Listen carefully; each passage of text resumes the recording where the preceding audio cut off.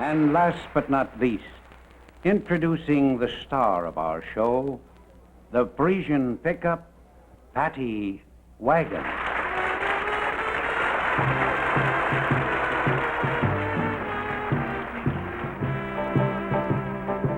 This first one's from Ken from Greensburg, Indiana, and it's dated Christmas 1960, and he writes, "Dearest Patti darling, well, honey, I have been somewhat lax in your darlingest of fan clubs since becoming a member of same, but Ken will just have to get on the ball and send for some more little petite Patti photo fan club photos. Won't I, honey? And another thing, Patti darling, I never did write and thank you for those cute panties and stage hose you sent to yours truly," which he underlined. "So I herewith take this means of doing so, my darling. I really appreciated your sending them to me, and thanks 1,000, my honey doll Patti, for those things.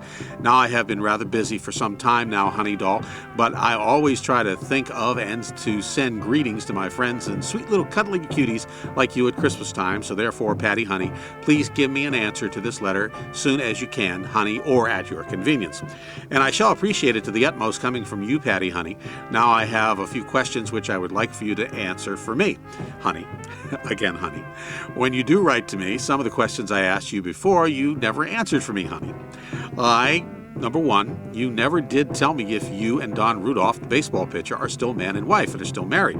I understand that Don is now property of our Indianapolis Indians right here in Indiana. And still another question, are you currently playing on the burlesque stage? I have been to Fox in Indianapolis, the Fox Theater, several times lately, but have never seen you nor any of the best performers or burlesque queens on the Fox stage. So what is going on in the burlesque circuit, honey? Please put me wise, baby. Tell me something or something.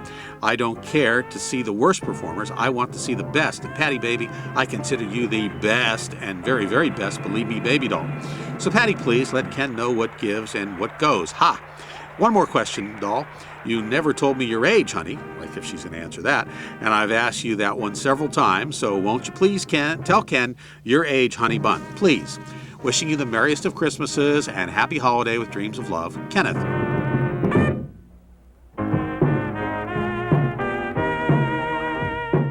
This particular item was Patti's, and it is titled "The Co-Ed with the Educated Torso," and that was her first moniker when she was stripping through Chico State. She went to Chico State in 48, 49, and 50, and she performed in San Francisco at the time at the El Rey Theater. I don't know how many rolls of film they shot in their life. They shot a lot, and they kept everything. They kept all the negatives, they kept the photos, and they would make 2 or 3 copies of stuff. So my research assistant, I had 2 of them, go through this stuff, organize it, and then reorganize it for the second book, which is what we're working on now. But there's everything in here from personal documents, letters, and of course the letters that are in the book, and letters will be in the second and third book, are also in here. But it's just myriad stuff to go through. And probably, when we finish all 3 books, we will probably use maybe 5% of what I have here. Patti was a headliner. The way it worked is, the headliner was there for 2 weeks, and then she was the second billing for the other 2 weeks if she stayed a month. In a lot of Patti's contracts, she was actually the headliner for 4 weeks in a lot of cases. This is for the Gaiety Theater. This is for the Gaiety Theater in Cincinnati, and at this particular time, she was making $475 a week. Well, that was 1959. She was married to Don Rudolph in 1955. I have his contract from that same year, pitching in the major leagues for the Chicago White Sox. His salary as a Major League Baseball player was $250 a week. Hers was $475 a week.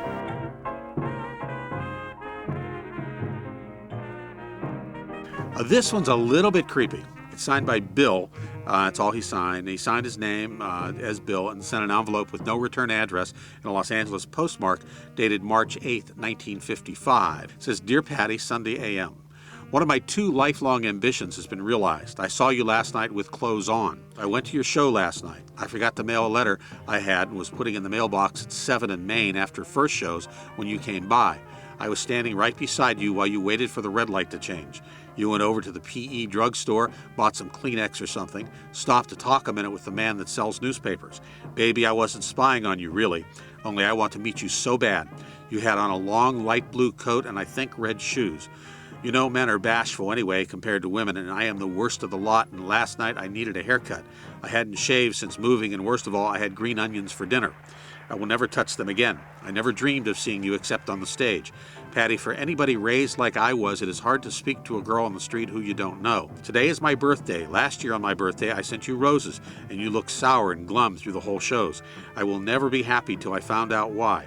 I'm going to send you a little present for my birthday. Patti, take our money and buy yourself a present from me, a nightgown, slip, or a pair of apricot-colored panties with blue bows on the sides. Use it for costume jewelry or strings on anything in any way. I wish our paths would really cross. Maybe, who knows?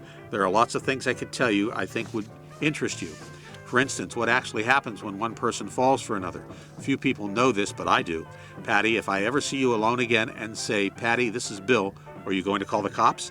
Might as well say love from Bill. In 1959, on my 6th birthday, growing up in Pittsburgh, my mother decided they were going to throw me a surprise party, and they wanted to get me out of the house. My mom said, we're going to let you pick out your own birthday present. And I decided I wanted what the big boys got. And I was only 6 years old, and I never had a pack of baseball cards, which is kind of funny because that has kind of been a lot of my life as a memorabilia dealer and a baseball card writer. But in that pack of cards, the 1959 Topps cards, was Don Rudolph's card.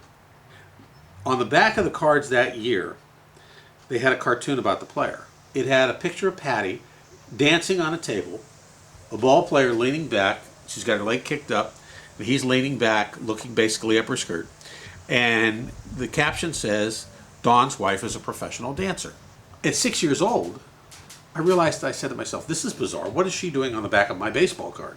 But I learned that they lived about a mile from where I grew up. They banked at the bank across the street from my house. In 1967, Don coached in one of the kids' leagues, a kids' league that I would play in 2 years later, 1969. He was killed in 1968. If he had lived, he might have been my coach. At least I would have met him. And I might have met Patti at that time, too. That whole situation just was too coincidental for me. I told my wife, I said, I think one of the reasons God put me on the earth was to tell this story. And she looked at me and said, right, God put you on this earth to tell the story of a long dead stripper.